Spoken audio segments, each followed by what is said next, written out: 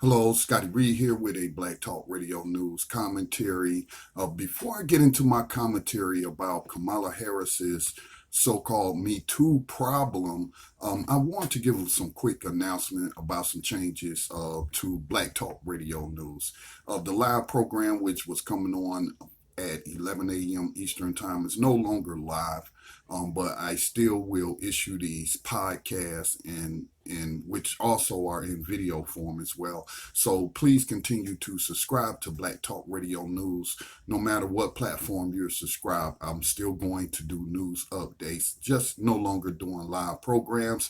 And the reason why is another update I have to give you is BTR community, our social media community, which allows users to use social media in complete anonymity is down, and it has been down for 2 days. It's a major update that I had been delaying for 2 years because I knew it was going to cause a problem, but I was forced to do the software update. And as I expected, now the entire platform is down. That's the social media platform, not Black Talk Radio Network, our digital radio and podcasting platform, but our social media platform, BTR community, is down. Still have a database with the members, still have records of all the members. So that's one of the reasons why I don't really have time to do 2-hour programs anymore, especially 5 days a week, is because Black Talk Media Project doesn't really have a staff. And because of our limited budget, I just can't always jump up and hire someone or contract with someone like on Fiverr or something to take care of these things. I have to do them myself.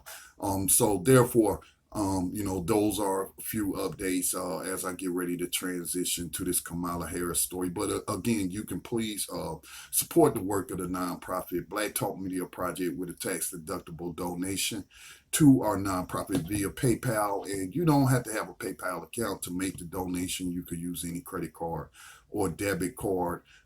Also get at us at blacktalkradionetwork.com for if you would like to run some small business advertisements on the network. We have a tremendous reach, and you will get a detailed stat report at the end of your campaign. So moving on, let's move on. Got that out the way.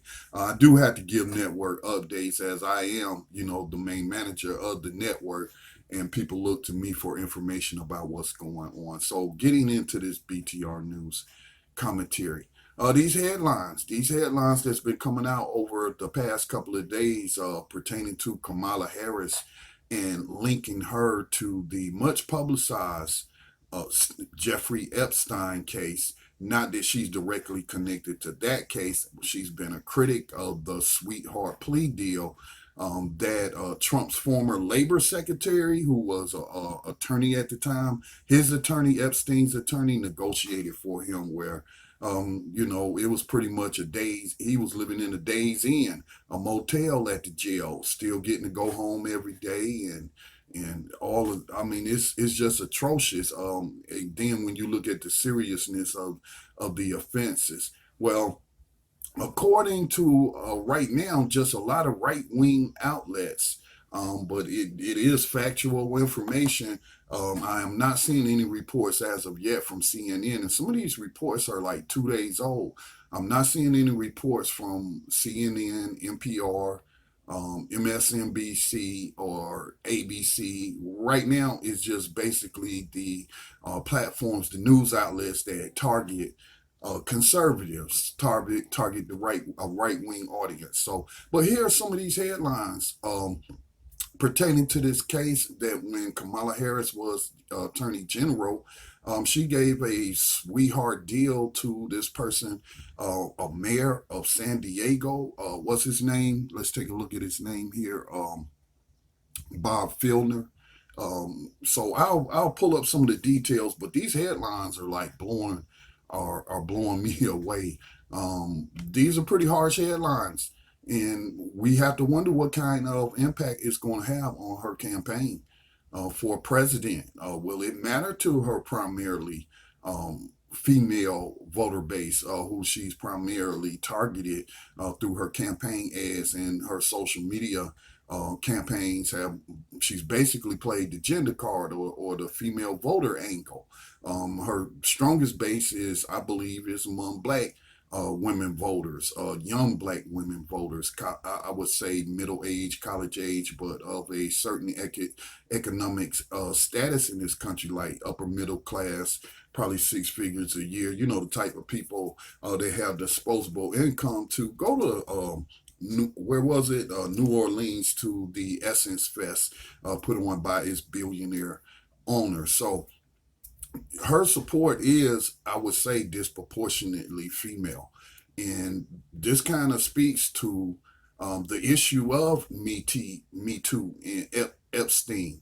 And being that she has criticized Costas, who was the defense attorney before for Epstein, and helped negotiate that sweetheart deal with the state prosecutors. Well, no, he was the federal U.S. attorney. That's right. He was the federal U.S. attorney, and he approved that sweetheart deal and said, okay, if you sign this with the state, this plea deal with the state, we're basically, just spending however many days in the county jail, where, again, it was a day's in like situation for him, because he could come and go. And so Costas, being the U.S. attorney, he had the power to press federal charges, but he agreed to not press those charges if Epstein agreed to plead guilty to the state charges.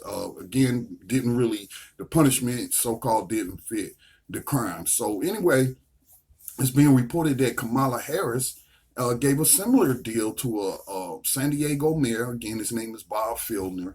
Now, I don't think he's being accused, and we'll look at some of the details here, of running a sexual trafficking ring and abusing minors, but still, he was apparently charged with some kind of criminal sexual offense. But check out these headlines. Plea deal by Kamala Harris AG office for sexual harassing San Diego mayor. That's from the Washington Examiner, Fox News. Kamala Harris, a critic of Acosta's Epstein plea deal, under fire for agreement she negotiated as California Attorney General.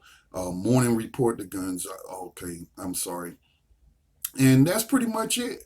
That's pretty much it. When you do a quick Google News search and just type in San Diego Mayor Bob Filner, and that's what's coming up. Let me type in Kamala Harris in here and see, because of if MSNBC or any of the others are reporting on this. So again, I put in Kamala Harris, Bob Filner, and let me see, National Review, National Thinker blog. Speaking of sweetheart deals, Kamala Harris is the one who led the filthy, and I can't read the rest of the headline. Let me see, the Daily Wire, Kamala Harris Me Too problem. She led Democrat serial sexual harasser, Bob Filner, off the hook. And that is by the National Review. So here's Times of San Diego. Duncan Hunter's lawyer is heavy Democratic donor, gave Clinton. Okay, that has nothing to do with that. But it does mention Kamala Harris' name.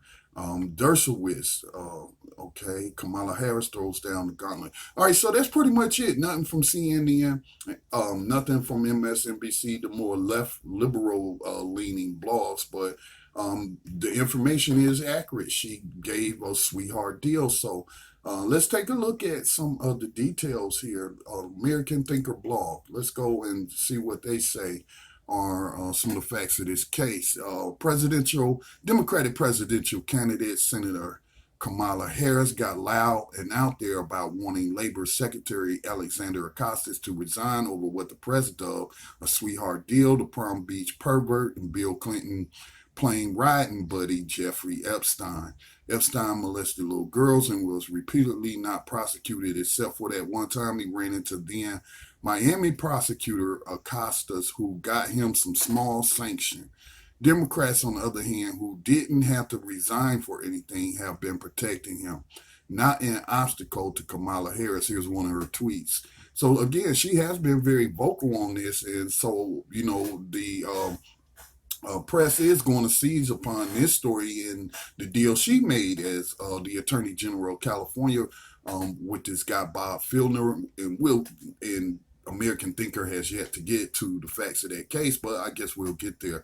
But here's her tweet. She said, it's time for Alex Acosta to resign as Labor Secretary, as he did.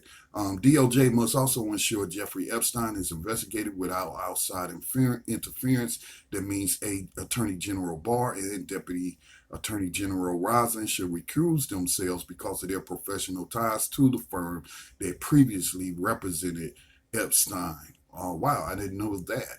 So anyway, the American Thinker says this is the height of hypocrisy and so very typical of Kamala Harris. Harris, it turns out, is the one who, as California Attorney General, gave San Diego's famous pervert mayor, a guy who forced workers to perform sex acts, including his famous headlock, a slap on the wrist in 2013 after all he got away with. She negotiated the Democrats' plea deal, which gave him some decorum lessons, 0 jail time, and no need to place himself on the registry of sex offenders. So check out these stories, look them up, and it should be a blow to her campaign. You would think, but people get so caught up in identity politics that they will look over a whole lot of injustice on behalf of a client, or, will still think that these people are credible not to do the same things that they've done in the past. Now, I've never been one to try to alienate Kamala Harris. I've been one not to try to alienate her. She's in the Senate. She got a Senate seat. She's been talking good. Well, let her prove herself in the Senate. I definitely would not recommend this woman based on her history in criminal justice and supporting a system of slavery in California, in addition to this other stuff that's coming out about her. But she can redeem herself by helping to reverse policies like that she supported through the federal government. So, spend a couple of terms in there if she can get reelected and prove yourself, redeem yourself, I should say, as she's trying to claim that she's progressive, but it's not looking like she's a progressive on any of these issues. And I think it is accurate to say she's looking quite hypocritical on a lot of issues. She got a campaign bump for, the segregationist hit she made in the debates against Joe Biden. And speaking of the debates, it'll be interesting to see if she's asked any questions about Filner, San Diego mayor who coerced women, it appears, to have sex, commit sexual acts, all kinds, and no jail time, didn't even have to register as a sex offender. So will she take a hit? Or will her support take a hit in the polls because of this information now coming to light to more people? With that said, peace and blessings to all.